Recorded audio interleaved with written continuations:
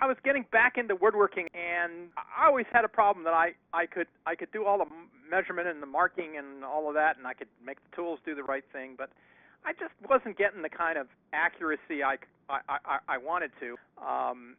I said, maybe some technology could help, and I started looking into CNC, computer numeric control, and found there's a thriving community of folks who are doing woodworking with tools.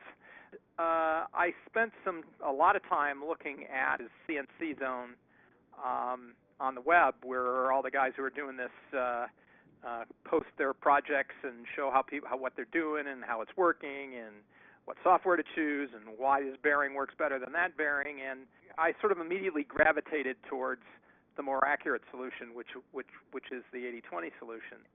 I think we all appreciate how slick the whole idea of the extrusion with T-slots is.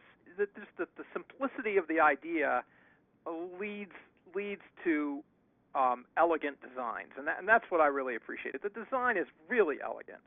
The ability to put the fasteners in anywhere and slide them along and get them in the right place and have it work on any side and attach things to all sides, and it aligns all by itself real close, and it's real simple to assemble and disassemble.